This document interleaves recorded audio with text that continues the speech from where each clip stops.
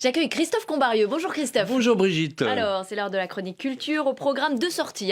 Alors aujourd'hui en salle, un documentaire sur l'éducation et puis un film étonnant, un peu délirant même, sur la vie politique. Ça s'appelle Gaz de France. Étonnant. Un peu délirant, même carrément un ovni cinématographique. C'est signé d'un jeune réalisateur, Benoît Forjard. Ça s'appelle donc Gaz de France. Et ce n'est pas un reportage sur cette grande entreprise française, évidemment. On est dans la France de 2020, donc pas si loin. Le président de la République, c'est une fiction, hein, je tiens quand même à le rappeler. Je vais le dire sans arrêt parce qu'il y a des moments où on va se demander si ça peut pas être un peu la réalité. Le président de la République est au plus bas dans les sondages.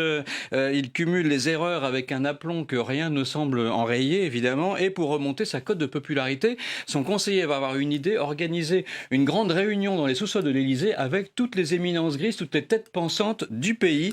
L'objectif, trouver une idée pour inverser la courbe de popularité du président. Voilà. Alors, ce n'est évidemment, je le répète, qu'une fiction. Et évidemment, toute ressemblance avec des faits ou des personnages existants serait purement fortuite, évidemment. Alors, pourquoi ce titre? D'abord parce que Gaz de France, la moitié ou les trois quarts du film se passe en sous-sol. Donc, c'est aussi un symbole. Et puis, Gaz de France, c'est aussi la matière romanesque, mythologique qui constitue évidemment la première ressource énergétique du pays.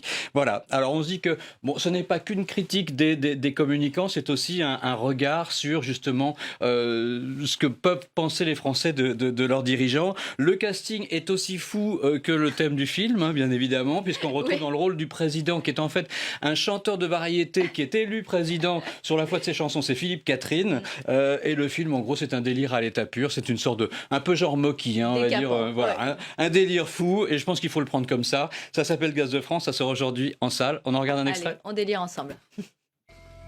Pour dire que j'ai pris une décision. J'ai décidé de déclarer la guerre aux banques. Putain.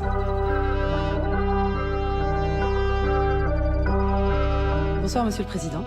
Ma première question, la voici. Avez-vous une question à me poser? Prévenez la presse que le président parlera demain soir. Vous pensez que ça va suffire? Ajoutez que le président annoncera une grande nouvelle. Vous avez une idée de ce que Bird va dire à la télé ce soir? Non. Si, Justement. bien sûr. Les journalistes sont un peu écorchés au passage. Voilà, vous en prenez pour votre grade aussi. Merci quand même. Un peu d'éducation à présent, avec un très joli film. Film de cœur, ça s'appelle Mon maître d'école, et le producteur n'est autre que l'humoriste François-Xavier de Maison. Tout à fait. Alors bon, effectivement, là, on change complètement d'univers. On est dans un petit village de 250 habitants. Ça s'appelle Saint-Just et Vaquières, dans le Gard. C'est un peu perdu dans la garrigue. Et on suit en fait un instituteur, Jean-Michel Burel, qui a officié donc en qualité d'instituteur depuis 1972. C'est d'ailleurs une de ses anciennes élèves, Émilie Théron, qui réalise cette petite pépite cinématographique justement sur la dernière année de l'instit dans sa classe, dans son école. Alors il y a beaucoup d'accents un peu dignes de Marcel Pagnol, beaucoup de valeurs sur la République, un professeur passionné qui s'est évertué pendant plus de 40 ans donc à inculquer les vraies valeurs à ses enfants et à ses élèves pour leur donner confiance, les élever vraiment toujours plus haut. Voilà. C'est un peu l'école dont on rêve. Vous l'avez dit, c'est produit par François-Xavier de Maison. Et puis, regarder ce film, c'est un peu comme suivre un peu le cheminement du dernier hussard de l'éducation. Voilà.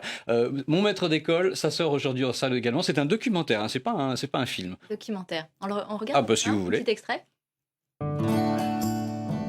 J'ai conscience que c'est ma dernière entrée et je veux qu'elle soit étincelante pour eux et pour moi. Sur la première ligne, on va écrire son nom et son prénom. Capito? Allez.